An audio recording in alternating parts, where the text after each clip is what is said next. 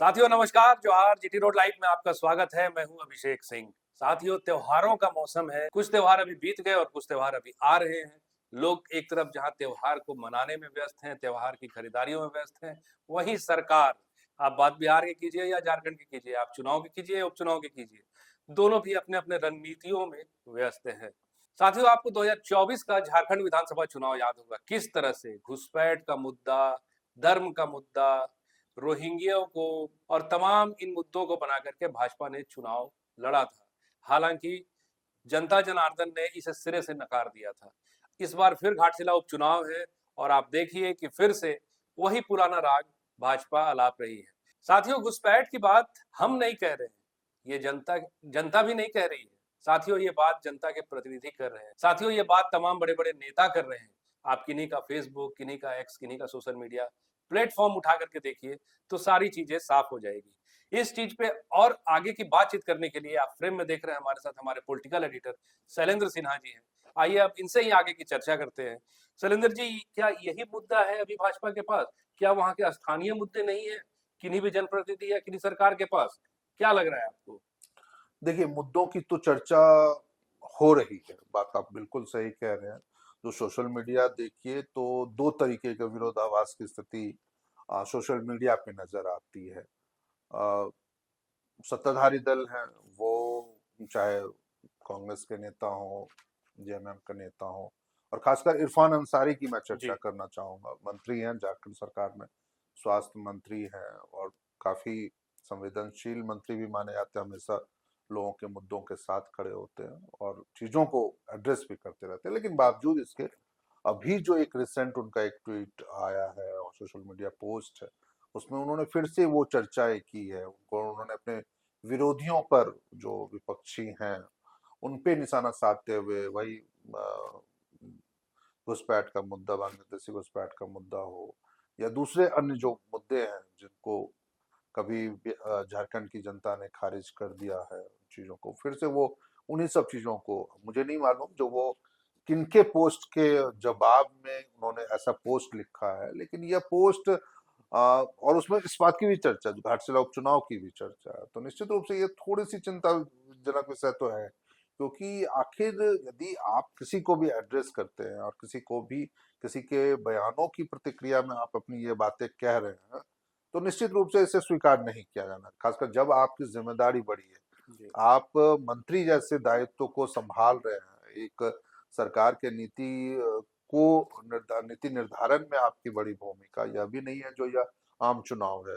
और उस समय को कि जब आप, आम चुनाव हो रहा होता है, मतलब विधानसभा चुनाव रहता है, तो तब शायद आप सरकार के मंत्री पद पे बेशक रहते हैं, लेकिन आपकी भूमिका वो नहीं रहती है, क्योंकि चुनाव परिणाम के बाद फिर बदलनी तय हो जाती है। तो लेकिन इस बार तो वो ऐसा कुछ है नहीं ना। अभी तो आप मंत्री भी है और चुनाव, उपचुनाव के परिणाम के बाद भी आप मंत्री बने रहेंगे। जी। तो बावजूद इसके जिम्मेदारी पद पे यदि आप अपने विरोधियों को टारगेट करने के लिए या विरोधियों पर निशाना साधने के लिए यदि धर्म को मुद्दा बनाते हैं, धर्म से जुड़े हुए विषय वस्तु को मुद्दा बनाते हैं, तो ये सही नहीं है। जी।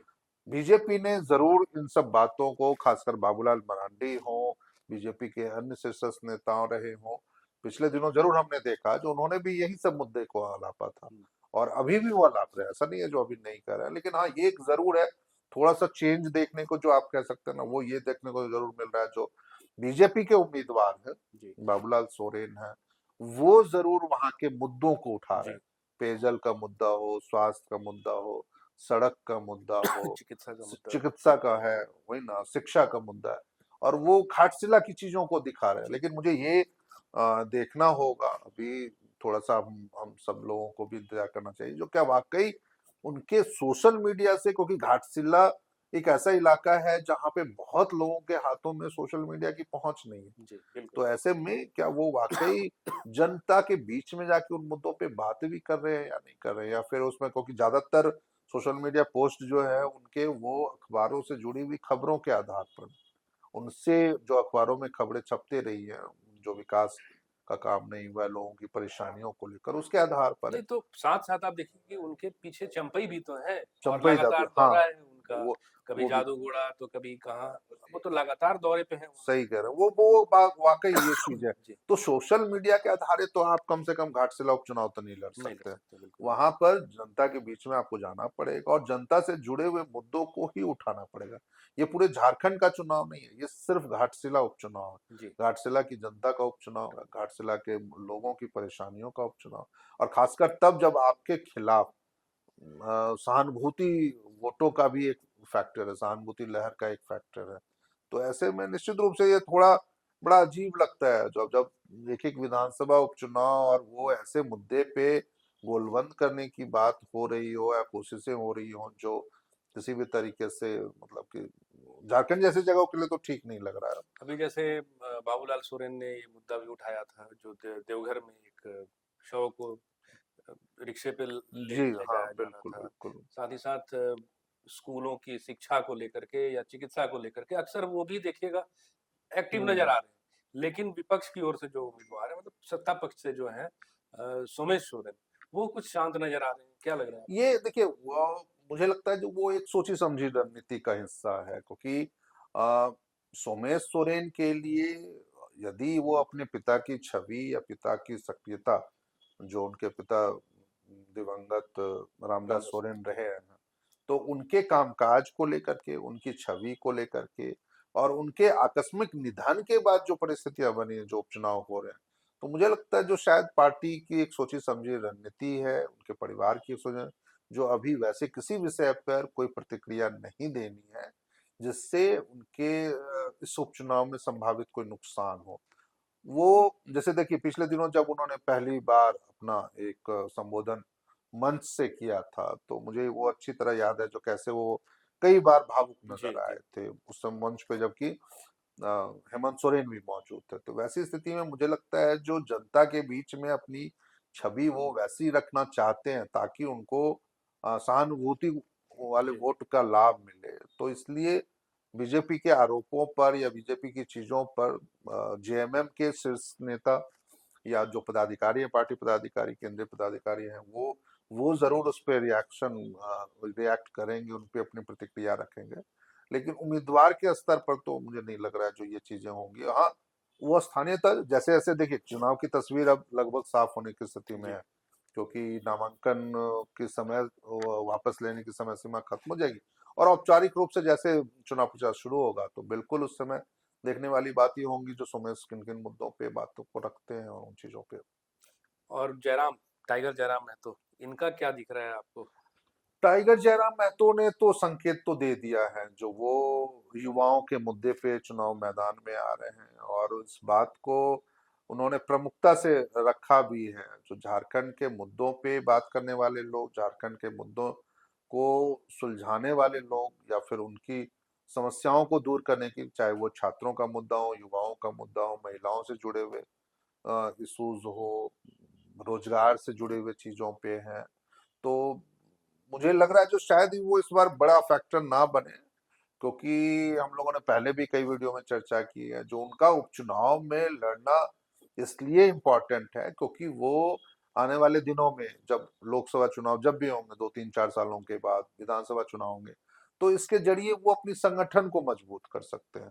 तो वो एक बड़ा फैक्टर मुझे लगता है जो जयराम मातो चुनाव जीतने से ज्यादा संगठन को मजबूत करने, नहीं, लेकिन फिर अपनी भी चीजों को साथ देखिएगा करने की कोशिश करने में शैलेंद्र जी की देता है। लगभग आधी आबादी वहां पे हम्म। युवाओं की है। अगर आप 20 से महिलाओं 30 की और भी है। 30 से 40 को जोड़ हाँ ले, हाँ, हाँ, बिल्कुल सही कह तो रहे हो। युवाओं की आबादी बहुत ज्यादा है वहां पे। हम्म। और खासे लोकप्रिय कद के नेता है जयराम युवाओं के बीच में, क्योंकि उनके सही है, मुद्दों को आप देखेंगे बिल्कुल। रखते आए हैं। और जिन सभाओं में जाते हैं, चाहे वो चतरा में हो, चाहे वो हम्म। राज्य के बाहर आप देख लीजिए पुरलिया की हो, हम्म। तो फिर उनकी लोकप्रियता अगर यहाँ भी उस हिसाब से है, तो क्या नहीं, आपको नहीं लगता कि वो भी एक निर्णायक पक्ष है? नहीं, वो होंगे, बिल्कुल होंगे, आप सही कह रहे हैं, जो वो निर्णायक पक्ष होंगे, लेकिन मुझे लग रहा है ना ये जो घाटशिला उपचुनाव जो है ना वो आ, दूसरी अन्य परिस्थितियों के मुकाबले ये थोड़ी परिस्थितियां यहाँ पे अलग है। यदि ये सामान्य घटना, निधन वाली घटना नहीं होती या किसी और तरीके से आप समझ ये उपचुनाव हो रहा होता तो शायद वो एक फैक्टर रहता, लेकिन अभी लोगों को ये लग रहा है जो सरकार जी हेमंत सोरेन की चल रही है, इंडिया गठबंधन की सरकार झारखंड में है, और सरकार में रहते हुए यदि विधायक उनके पार्टी का कोई बने ये आम लोगों की राय हो सकती है। जो वो बने तो शायद विकास के काम ज्यादा होंगे, बशर्ते कि विपक्षी विधायकों के उनके चुनाव को लेकर। और दूसरा एक और जो महत्वपूर्ण बात है उसमें यह भी है, जो देखिए पिछले चुनाव परिणाम की आप यदि चर्चा करें और उसको ध्यान में रखिए, जब 2024 के चुनाव परिणाम आए थे तो लगभग 76,000 वोट बीजेपी को मिले थे और 98-99 हजार के आसपास वोट जेएमएम को मिले थे, 22,000 वोट होगा। लेकिन जयराम को जो वोट मिले थे वो सिर्फ 8,000 वोट थे। इस बार हो सकता है जो वो 8,000 वोट 16,000 हो जाए, 20,000 हो जाए, वो अलग बात है। लेकिन वो अभी उस दौर में नहीं पहुंच पाएंगे जो वो चुनाव परिणाम को प्रभावित कर दे। वो अलग एक मसला हो सकता है। और दूसरा वो कहा ना, जो महिलाओं में भावुकता के नजरिए से हो सकता है, जो ये हमारे कुछ दर्शकों को ये आकलन मेरा मेरा नजरिया ये पसंद ना आए, अलग बात है। लेकिन मुझे लगता है जो महिलाओं के लिए अभी ना वो महिला सम्मान योजना जो सरकार की, और अभी उन्होंने ऐलान भी कर दिया, जो हम इकट्ठे 2 महीने की राशि दे रहे हैं, उसमें जो जिन 12 जिलों में अभी राशि निर्गत की गई है उसमें जमशेदपुर भी शामिल। तो ऐसे में निश्चित रूप से घाटशिला को भी जो मतदाता है, महिला मतदाता, उनको वो जाएगा। तो एक आधी नजरिया आबादी है बोलता वो। है आधी आबादी। और घाटशिला में आपने ही शायद किसी वीडियो में कहा था, जो वहां पर महिला मतदाताओं की संख्या पुरुषों के मुकाबले ज्यादा है। बिल्कुल तो निश्चित रूप से वो एक बड़ा फैक्टर होगा। और ये एक रहेगा जो, हाँ, यह एक मौका सोमेश चंद्र सोरेन को देना चाहिए। और अगली बार जब 4 साल के बाद फिर चुनाव होंगे, उस समय तक यदि उनके पास कोई उपलब्धि बड़ी नहीं होती है, तब शायद उन चुनाव के परिणाम को बदलने की एक जी। कोशिश हो, या उनके उम्मीदवारों पे एक कोशिश हो सकती तो है। साथियों, जैसे जैसे मतदान की तारीख नजदीक आ रही है, वैसे वैसे आप देखिए कि राजनीतिक सरगर्मी भी तेज हो गई और एक दूसरे पे आरोप प्रत्यारोप के साथ साथ तमाम दाव पेच भी जो है वो भी काफी बढ़ गया है। किसकी जीत होगी, किसकी हार होगी, ये तो आने वाले 14 नवंबर को ही स्पष्ट हो पाएगा। तब तक के लिए साथियों, हम आप सबको इंतजार ही करना है। और आज के लिए साथियों बस इतना ही। जाते जाते आपसे वही आग्रह कि अगर आपने हमारे चैनल को सब्सक्राइब नहीं किया तो जरूर से कर लीजिए, हमारे वीडियो को लाइक जरूर कीजिए, शेयर जरूर कीजिए और कमेंट जरूर कीजिए। आज्ञा दीजिए साथियों, नमस्कार।